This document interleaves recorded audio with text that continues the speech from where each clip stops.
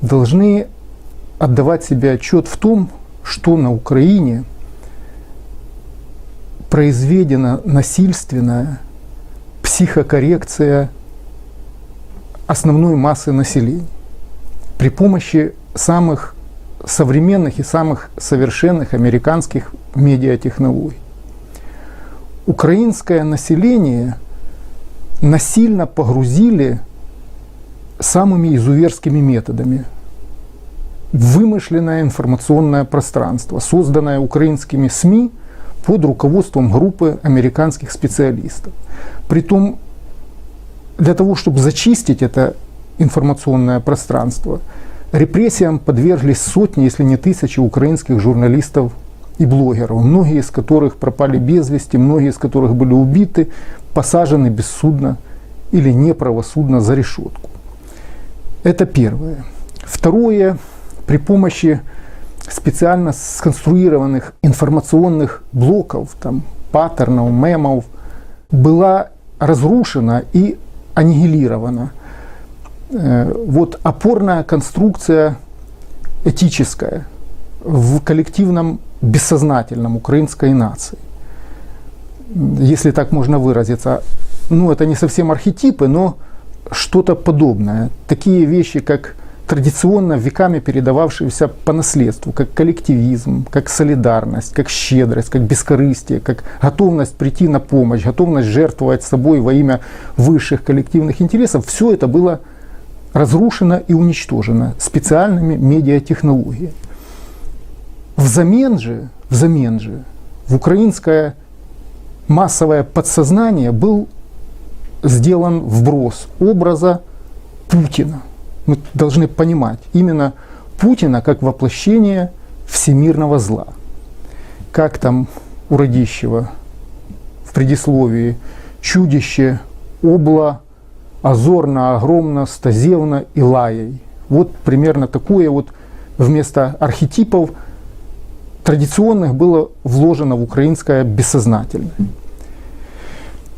И вот в такой ситуации украинское население, которых 40 миллионов на данный момент, не 40, теперь 30, если считать там без Донбасса и без этого, и без Крыма, проживает как бы физически в реальной реальности, но психически и ментально украинская нация, десятки миллионов граждан проживает в вымышленной реальности, созданной СМИ.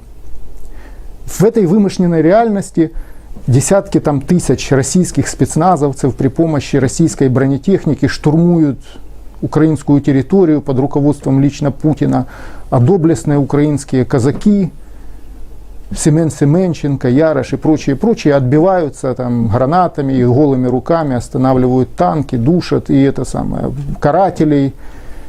И вот эта война – это самое высшее воплощение и радость украинской нации.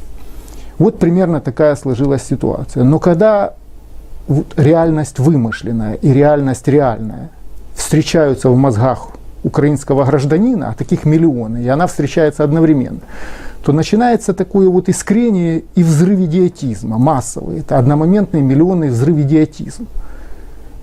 И поведение населения становится неадекватным. И вот этой вот атмосфере идиотизма и неадекватности на Украине, на Донбассе идет гражданская война. Вот все должны понимать, что украинская нация, население, или как там кому нравится называть, это стадо зомбированных идиотов в данный момент. Идиотов не в плохом смысле, а идиотов в смысле вот как бы произведена над человеком лоботомия, да, вот операция лоботомии. Человек становится тихим дураком. Там сад может убирать или там дворником работать. А над украинским населением произведена операция психокоррекции, сделавшая это самое население агрессивным, злобным и идиотичным. Сегодня никто не в состоянии провести причинно-следственную связь между Майданом и катастрофой государственности украинской. В украинском понимании любая проблема – следствие агрессии Путина. То есть Яценюк, который обещал повысить зарплату в 5 раз, а который ее снизил втрое и повысил одновременно втрое цены и курс доллара, продолжает пользоваться доверием населения, а Путин, который не имеет вообще никакого отношения к нашим проблемам или имеет там стократно какое-то меньшее, чем, например, американцы, которые поставили Украину под внешнее управление. Но любая теперь болезнь общества объясняется вторжением в наши дела Путина, и все украинцы в большинстве своем, ну не все, но в большинстве, процентов, наверное, 70, искренне верят, что если бы не вторжение российской армии, которая воюет будто бы у нас на Донбассе, мы бы уже имели зарплату европейскую и ходили бы все в трусиках кружевных по Европе без виз. Ну вот и попробуйте теперь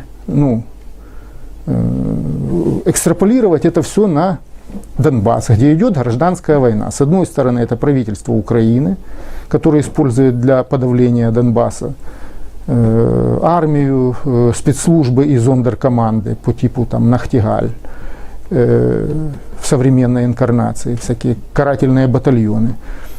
Украинское правительство спонсируется американцами и Евросоюзом. С другой стороны, воюет ополчение Донбасса, которое поддерживает Россию. Вот в этой ситуации вот так мы видим, видимая часть проявлений.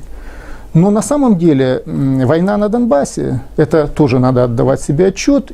К сожалению, украинское население этого никак не воспринимает и не в состоянии в силу вышеуказанных причин воспринимать и осознавать. Это на самом деле украинская гражданская война, это частный боевой эпизод, частное сражение более масштабной войны между Западом в лице части корпоратократии мировой и Российской Федерацией. Вот с таких позиций, если рассматривать ситуацию на Донбассе и на Украине в целом, то мы более-менее адекватно можем ситуацию описать. Ну и тем более мечтают про перемогу казаки наши, еврейские, там Порошенко, Яценюк, Гройсман, Коломойский, вся украинская верхушка. Значит, как перемогу видит Запад? Запад видит перемогу в демократизации и украинизации России. Два этапа перемоги западной. Демократизация – это поставить во главе России какого-нибудь еврейского демократа, желательно с дегенеративными пороками, ну, вроде Ходорковского или там Немцова, кого-то из этой вот такого вот типичного. Это первый этап.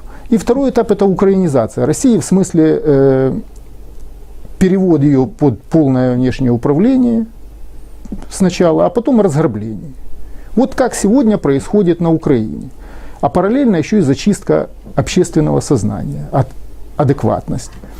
Непонятно только, зачем Порошенко тогда твердит о беспрецедентной свободе слова в стране, как об одной из главных своих заслуг. Сегодня все вы працюєте в умовах безпрецедентных. Сегодня вы все работаете в условиях беспрецедентной свободы слова. Беспрецедентной для страны, которая ведет изнурительную войну. Свободы слова, которой у нас раньше никогда не было. Президент говорит о свободе слова, но совсем не вспоминает о громких политических убийствах журналиста и писателя Олеся Бузины и Олега Калашникова, члена партии регионов. Эти расследования – политический фарс и не ставят своей задачей установление причин убийств и убийц. Это два резонансных преступления, которые открыли многим в том так называемом западном мире, открыли глаза на суть режима, установившегося в Украине. Мінські угоди, як би хто їх не критикував, дали нам фору, дали нам час для зміцнення української обороноздатності.